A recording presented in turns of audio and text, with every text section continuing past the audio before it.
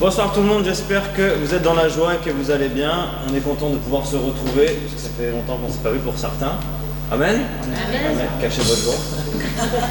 J'espère que vous êtes aussi dans la joie et prêts à partager avec nous ce moment où on va réjouir nos cœurs. Et on va commencer par ce chant qui nous dit « Une flamme en moi ». Et si peut-être cette flamme s'était un peu éteinte, on va essayer de la rallumer ce soir. Amen. Amen. Une flamme en moi réchauffe mon cœur, cette flamme en moi brûle mes malheurs. Je sens qu'elle est là, sa douce lueur brille en moi, brille en moi, brille en moi. Une flamme en moi réchauffe mon cœur, cette flamme en moi brûle mes malheurs. Je sens qu'elle est là, sa douce lueur brille en moi, brille en moi, brille en moi. C'est une flamme d'amour qui éclaire dans la nuit, et cette lumière d'amour vient illuminer ma vie. En attendant le matin, je vais dire à mes voisins que cette lumière en moi vient brûler en moi. Une flamme en moi réchauffe mon cœur, cette flamme en moi brûle mes malheurs. Je sens qu'elle est là, sa douce lueur brille en moi, brille en moi, brille en moi. Le lundi c'est son amour, mardi je prends sa clé, mercredi, jeudi je veux vendredi, samedi, le dimanche cette joie vient briller en moi. Une flamme en moi réchauffe mon cœur, cette flamme en moi brûle mes malheurs. Je sens qu'elle est là, sa douce lueur brille en moi, brille en moi, brille en moi. Une flamme en moi réchauffe mon cœur, cette flamme en moi brûle mes malheurs. Je sens qu'elle est là, sa douce lueur brille en moi, brille en moi, brille en moi. Amen. J'espérais bien qu'elle brille en vous. Amen. Et je vais demander à Joanie de nous lire une petite histoire. Alors, comment porter les fardeaux? Un pasteur, engagé dans une œuvre difficile où sa foi était rudement mise à l'épreuve, reçut un jour une merveilleuse réponse à ses anxiétés. Rentrant à la maison avec un paquet pour sa femme, il s'arrêta auprès de sa petite fille, paralysée et assise dans son fauteuil. « Où est maman ?»« En haut. »« Bien, j'ai un paquet pour elle et je monte le lui donner. »« Oh papa, laisse-moi le lui porter. »« Mais Mini, tu ne peux pas. » Avec un petit sourire, l'enfant répondit. « Oh non papa, mais tu me donnes le paquet, je porte le paquet et toi tu me portes. » Alors le pasteur, prenant sa fille dans ses bras, la monta dans l'escalier, et le paquet aussi. Il comprit alors que c'était exactement la position qu'il avait à prendre dans son ministère. Si nous nous laissons porter par Christ, il portera en même temps nos fardeaux dont nous ne sentirons plus le poids. Amen. On va poursuivre avec ce chant que j'aime beaucoup qui nous dit Dieu est bon, et la bonté de Dieu c'est quelque chose que je pense qu'on a tous expérimenté dans nos vies. Dans les bons, dans les mauvais moments, il est toujours là. Et si tu l'as oublié, c'est l'occasion peut-être de s'en rappeler et faire cette expérience de comprendre et de rechercher sa face afin de voir toutes ses bontés. Amen. On va le commencer tout doucement comme une prière. Dieu est bon en tout temps. Il a mis ce chant de louange en moi. Dieu est bon en tout temps. À travers la nuit, sa lumière jaillit. Dieu est bon. Dieu est bon en tout temps. Dieu est bon en tout temps. Il a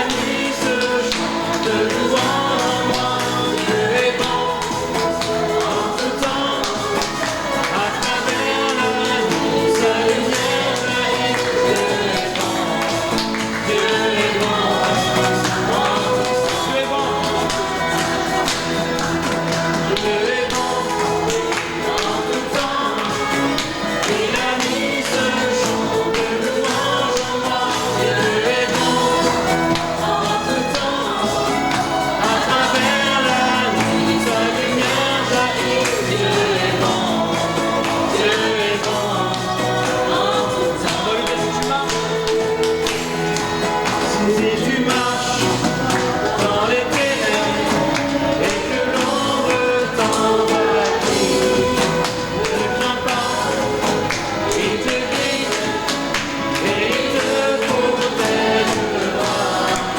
Il a promis d'être avec toi, jamais il ne t'abandonnera. Dieu est bon en tout temps, il a mis ce chant de louange en moi. Dieu est bon en tout temps, à travers la nuit, sa lumière jaillit. Dieu est bon, Dieu est bon. On va lui redire son chemin. Si tu marches dans les ténèbres et que l'ombre t'envahit, ne crains pas, il te guide et il te protégera.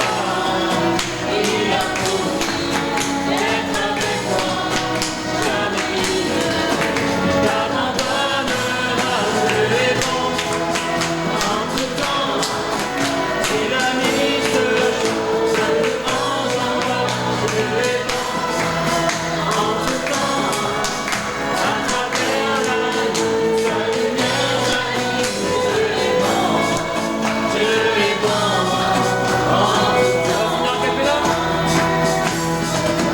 Dieu est bon en tout temps, il a mis ce chant de louange en moi. Dieu est bon, proclamez-le ce soir. En tout temps, à travers la nuit, sa lumière jaillit. Dieu est bon, Dieu est bon en tout temps. Amen. On va pouvoir acclamer le Seigneur parce qu'il est bon en tout temps. Amen.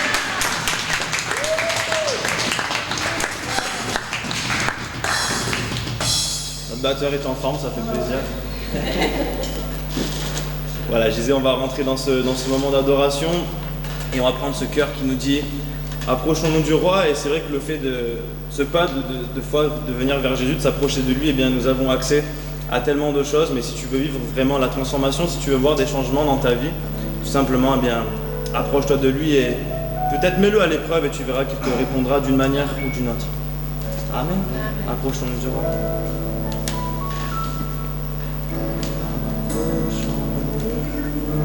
Du roi pour adorer le roi, pour contempler sa face et recevoir sa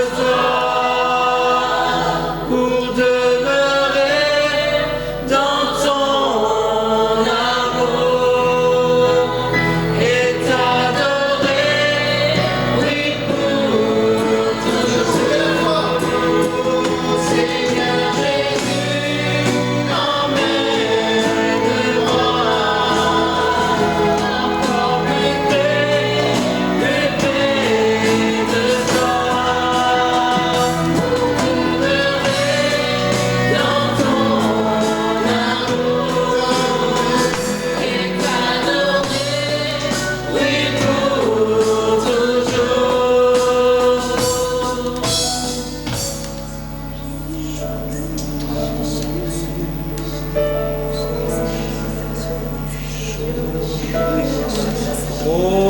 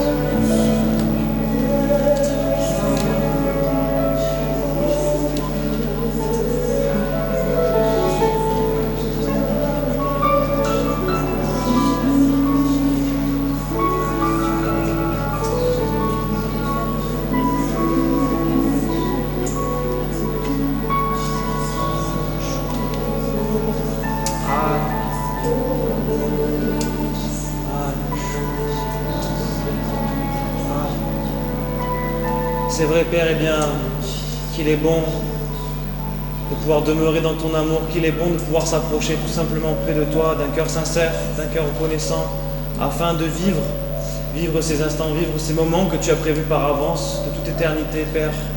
Tu sais bien chaque seconde qui vont se passer dans nos vies, Père. Tu connais toutes choses. Tu es maître de chacune de nos vies et c'est vrai qu'il est bon, doux et agréable pour les frères de demeurer ensemble et de vivre cet amour, de pouvoir le partager, de pouvoir le transmettre aussi autour. Je voudrais tout simplement aussi faire un appel pour tous ceux qui ont perdu peut-être cet amour qu'ils avaient reçu de ta part. Peut-être ces personnes ont laissé de côté les choses qui viennent et qui sont inspirées de toi. Peut-être que ces personnes ont laissé la première place à d'autres choses, des choses qu'ils considèrent comme plus importantes. Mais rien n'est plus important, Père, que cet amour qu'il y a entre toi et nous, cet amour que tu nous as prouvé par le don de ton Fils Jésus-Christ à la croix. Tout simplement, que ces frères et sœurs puissent ressentir dès maintenant cet amour puissamment se déverser sur eux, sur leur vie, dans leur cœur. Je vais laisser quelques secondes afin que mon frère, ma sœur, tu puisses encore réaliser l'étendue de cet amour qui est infini, qui est incomparable, qui est immesurable. Vraiment, mon frère, ma sœur, tout simplement fais ce pas de foi et approche-toi encore près de ton roi, près de ton Dieu, près de celui qui mérite tout simplement la première place. Je te laisse encore quelques secondes et nous allons prier pour toi.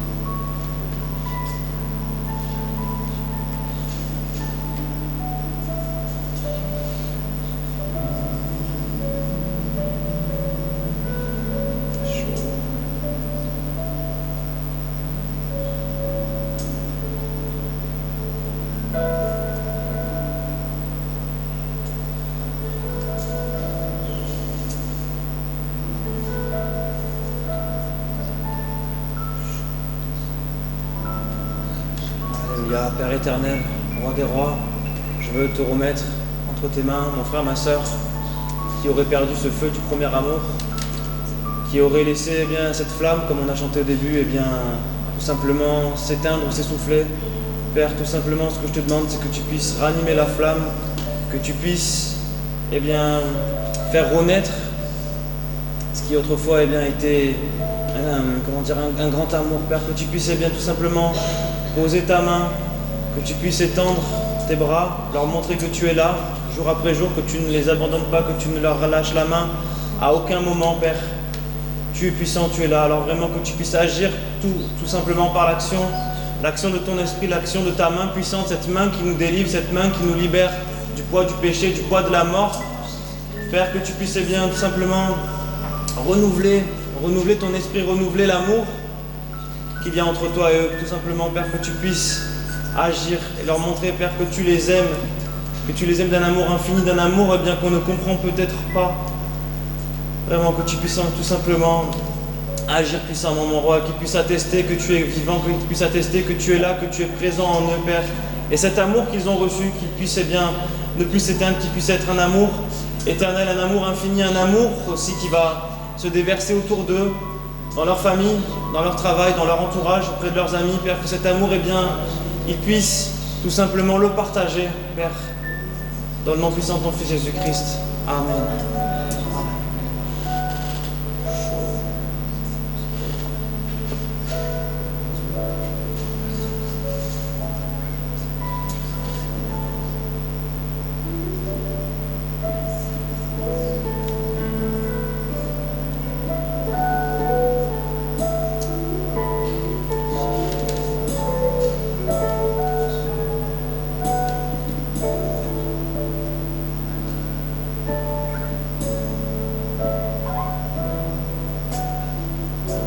Ces instants en disant tu es tout pour moi.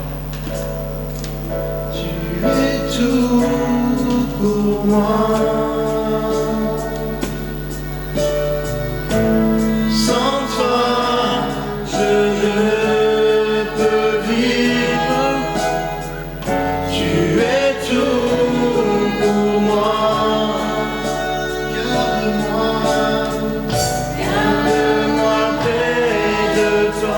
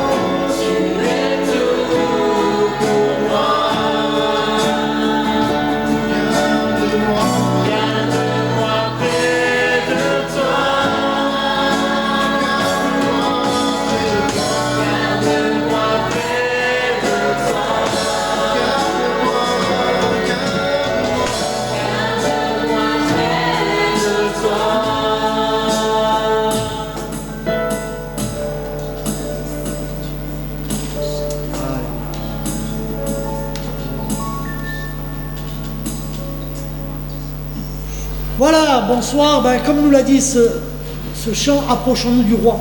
J'aimerais vous poser une question. Comment est-ce qu'on s'approche du roi finalement?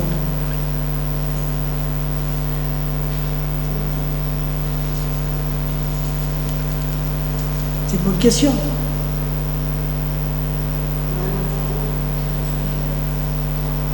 Nous avons chanté « Approchons-nous du roi » pour contempler sa face, recevoir sa grâce et prendre ce temps vraiment pour l'adorer. Mais comment est-ce que l'on fait?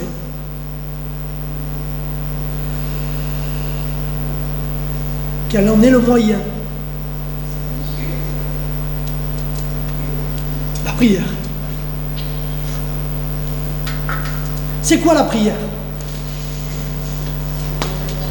La prière, c'est le moyen que Dieu nous a donné pour nous approcher de lui. Mais réellement, concrètement, la prière, c'est un cœur à cœur avec Dieu. Ce n'est pas un monologue, ni d'ailleurs de Dieu, ni malheureusement, comme trop souvent, de nous, mais c'est un dialogue. Rappelez-vous, Moïse parlait avec Dieu comme on parle avec un ami. Quand l'apôtre Paul nous dit « entretenez-vous en tout temps », ça veut dire, le mot, ça veut dire « parlez-vous à vous-même en tout temps ». Pas parce qu'on est devenu fou, mais parce que dans notre quotidien, cette relation, cette intimité, le fait de nous être approchés de Dieu est une réalité que l'on vit dans notre quotidien. Et donc prier, c'est quoi? Rien de révolutionnaire. C'est je vais passer un moment intime avec une personne que j'aime et bien plus que j'aime, que j'adore, à qui je veux rendre un culte. Comprenez bien que lorsque on rend un culte à quelqu'un, au départ on ne demande rien à cette personne, on est simplement là pour l'adorer, pour adorer le roi. Et nous avons un roi qui est un père, et un père dont la Bible nous dit qu'il connaît nos besoins.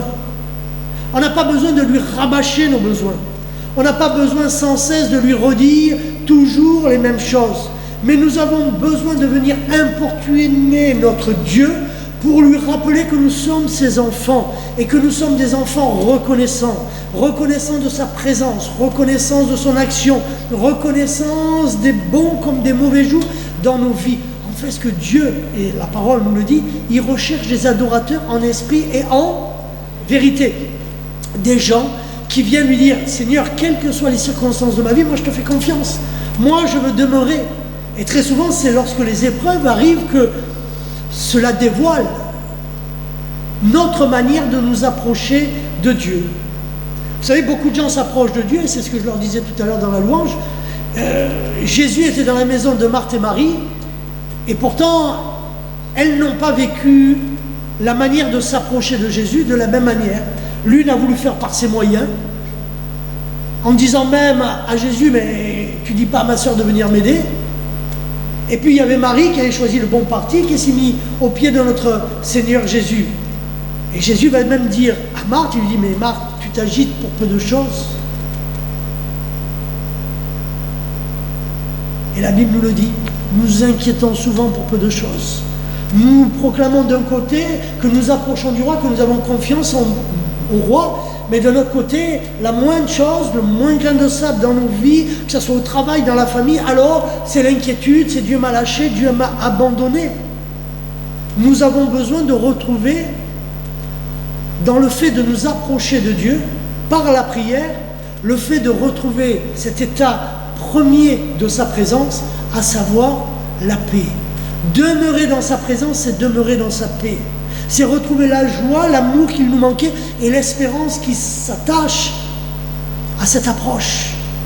Nous avons besoin de redécouvrir cette dimension d'un Dieu qui ne recherche pas tant qu'on lui rabâche ce qu'il a à faire, parce qu'il sait très bien ce dont nous avons besoin, mais nous avons un Dieu qui a besoin que nous nous montrions toute notre assurance, toute notre confiance en ses promesses, que nous allions pour lui, pour se mettre à ses pieds comme l'a fait Marie, mais pas simplement se mettre aux pieds de Marie.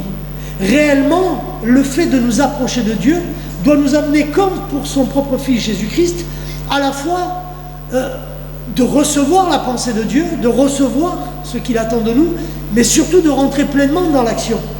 Tous les jours, Jésus venait et s'approchait de son Père pour recevoir les directions pour sa vie. Tous les jours, nous devons venir auprès de lui pour recevoir un cantique nouveau, un renouvellement de notre intelligence par la méditation de la parole, non pour qu'elle devienne quelque chose de légaliste, de formaliste, mais quelque chose de réel. Dans le légalisme, on revient à ce que je vous disais, c'est quoi obéir et c'est quoi désobéir. Si on est légaliste, l'obéissance, c'est obéir à la loi. Oui, mais alors, si c'est ça réellement, on ne peut pas dire que Jésus était parfait puisqu'il a désobéi à la loi et il a guéri un jour du sabbat. Vous voyez, si nous n'avons pas l'éclaircissement de l'esprit, si nous n'avons pas le renouvellement de notre conscience, de notre intelligence, en nous mettant au pied de Jésus, alors très vite, même sans le voir, nous commençons à être dans l'erreur. Et à nouveau, alors, les choses humaines, charnelles, reviennent dans nos vies, la peur, la crainte, le stress, le doute, que sais-je encore, et nous devenons alors des Marthes.